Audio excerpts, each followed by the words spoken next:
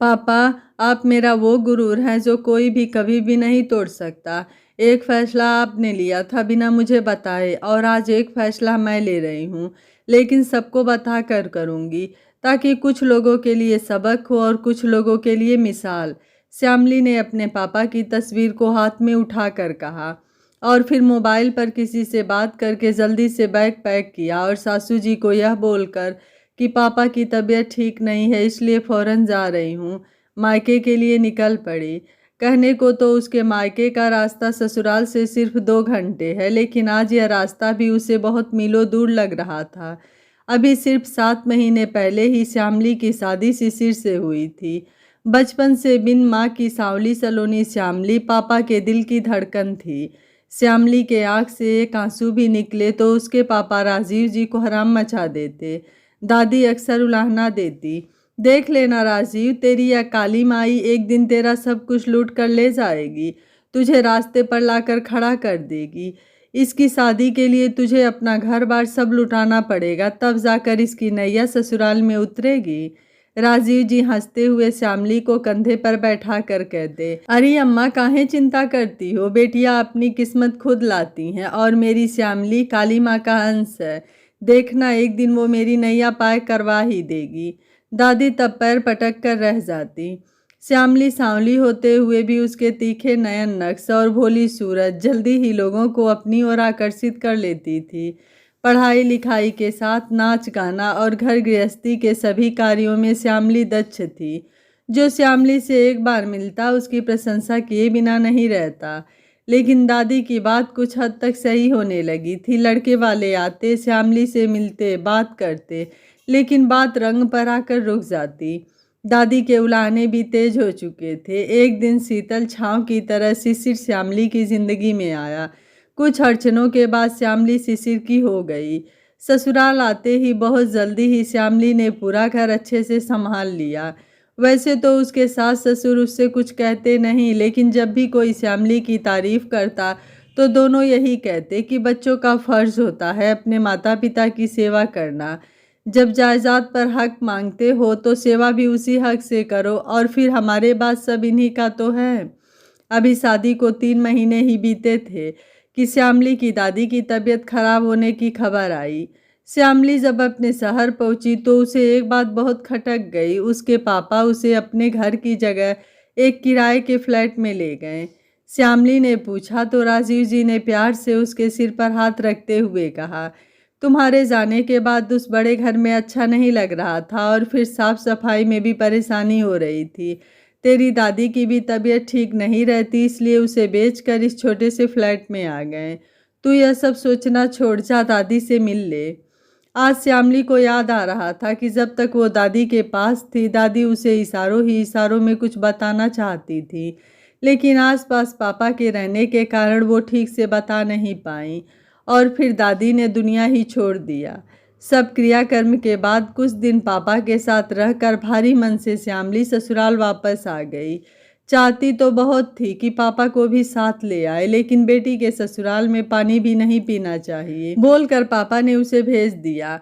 आने के बाद रोज की दिनचर्या में सुबह शाम पापा से बात करना और उन्हें अपना ख्याल रखने की हिदायत देना नहीं भूलती। इधर कुछ दिनों से फ़ोन पर बात करते हुए उसने महसूस किया कि पापा बात करते करते कहीं खो जाते हैं या फिर वो कुछ ऐसा बोलने लगते हैं कि लगता है कि वो चीज़ों और बातों को भूलने लगे। श्यामली ने सास से मायके जाने की बात कही तो उन्होंने साफ मना कर दिया। बहू, बाप का ज़्यादा मोह मत करो, अब यही तुम्हारा घर संसार है, इसे संभालो, मेरे बाद यह सब तुम्हारा ही है। शिशिर से कहा तो उसने वादा किया कि वो जल्द ही उसे मायके ले चलेगा। ये इत्तेफाक था या फिर भगवान की मर्जी। आज श्यामली को मार्केट में दूर रिश्ते की बुआ मिल गई। मायके के रिश्तेदार कहीं भी मिल जाएं, बेटियों को ऐसा लगता है कि मायका ही मिल गया है। बुआ के साथ कैफे में बैठकर सबके बारे में पूछने लगी। बातें करते करते अचानक ही बुआ ने ताना मार दिया, तुम तो बहुत खुश होगी अपने ससुराल में। वैसे चाची ठीक ही कहती थी कि तुम एक दिन घर बार सब लुटवा ही दोगी, और देखो न वही हुआ। तुम्हारी शादी के लिए भैया को अपने पुश्तैनी मकान से हाथ धोना पड़ा और छोटे से किराए के घर में शिफ्ट होना पड़ा। इसी गम में चाची भी चल बसी और सुना है कि भैया की भी तबीयत ठीक नहीं रहती, उन्हें भूलने की बीमारी हो रही है। बुआ, या आप क्या कह रही हैं? मेरी शादी, मकान सब लूट गया? आप मुझे साफ साफ बताइए, श्यामली उत्तेजित होकर बोली। तुम्हारी शादी के ठीक एक दिन पहले तुम्हारे ससुराल वालों ने शर्त रखी थी कि शादी तभी होगी जब भैया वो पुश्तैनी मकान उनके बेटे शिशिर के नाम कर देंगे। फेरे होने से पहले कागज उनके हाथ में होना चाहिए। घर मेहमानों से भरा था, तुम्हारे हाथ में शिशिर के नाम की मेहंदी लग चुकी थी। पहले ही तुम्हारी शादी में अड़चन आ रही थी और अब यह रिश्ता भी टूट जाता तो तुमसे शादी कौन करता? और फिर जो कुछ भी भैया का है वो एक दिन तुम्हें और तुम्हारे पति को ही मिलना था। यही सब सोचकर भैया ने मकान के पेपर बनवाकर तुम्हारे सास ससुर को दे दिया। पग फेरे होने के बाद उन्हें घर खाली करने को बोल दिया।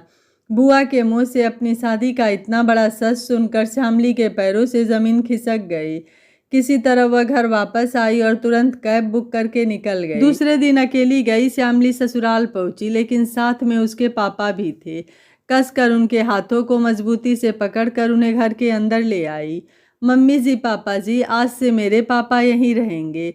शिशिर, आपने गेस्ट रूम ठीक करवा दिया है ना? श्यामली की बात सुनकर श्यामली के सास ससुर भौचक्के रह गए। तुम्हारा दिमाग खराब तो नहीं हो गया है बहू? तुम्हारे पापा बेटी के घर रहेंगे तो लोग क्या कहेंगे? सासू जी श्यामली का हाथ पकड़कर बोली और फिर राजीव जी की तरफ देखते हुए बोली, आपकी बेटी नादान है, लेकिन क्या आपको भी अपनी इज्जत का ख्याल नहीं है? लोगों को पता चलेगा तो इज्जत क्या रह जाएगी हमारी? राजीव जी ने हाथ जोड़कर कहा, समधिन जी आप नाराज मत होइए, मैंने श्यामली को बहुत समझाया लेकिन इसने अपनी कसम दे दी, इसलिए इसके साथ चला आया। लेकिन मैं चला जाऊंगा, यहाँ नहीं रहूंगा, आपकी इज्जत पर आंच नहीं आने दूंगा। इज्जत का ही ख्याल किया तभी तो पापा ने आपकी नाजायज़ मांग को भी मान लिया। मुझे सब पता चल चुका है कि आपने मेरे पापा को किस हद तक मजबूर कर दिया था। अपनी बेटी के भविष्य के लिए उन्होंने अपना सब कुछ लुटा दिया। मेरे पापा मेरा वो गुरूर हैं जो कोई भी कभी भी नहीं तोड़ सकता।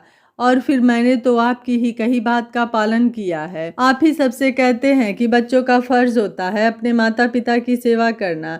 जब जायदाद पर हक मांगते हो तो सेवा भी उसी हक से करो।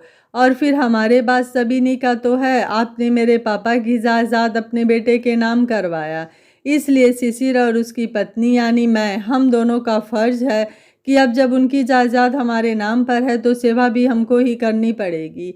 आपके बेटे को इसमें कोई ऐतराज़ नहीं है, आपको अगर है तो बता दीजिए, क्योंकि रूल सबके लिए एक ही होगा। अगर मेरे पापा यहाँ नहीं रहेंगे तो मैं शिशिर और अपने पापा को लेकर पुश्तैनी मकान में चली जाती हूँ। वैसे भी यह घर किराए का है। आपके पास जायदाद के नाम पर कुछ गहने एफडी वगैरह हो तो आप रख लीजिए, हमें नहीं चाहिए। श्यामली की बात सुनकर ससुर जी शिशिर को गुस्से से देखने लगे।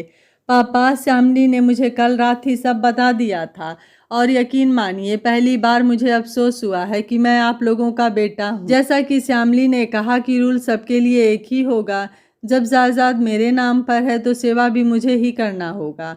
आपने तो अपने बेटे की कीमत ही लगा दी और एक मकान के लिए मुझे बेच दिया। बहुत घाटे का सौदा किया आप दोनों ने। श्यामली के पापा तो अब हमारे साथ ही रहेंगे। अब आप देख लीजिए कि आपको कहाँ रहना है। शिशिर की बात सुनकर दोनों ने ही अपना सिर झुका लिया। उन्हें अपनी गलती का एहसास हुआ। उन्होंने राजीव जी और अपने बेटे बहू से माफ़ी मांगी। राजीव जी ने अपने समधी का हाथ पकड़ते हुए कहा, माफ़ी मांगकर हमें शर्मिंदा ना करें।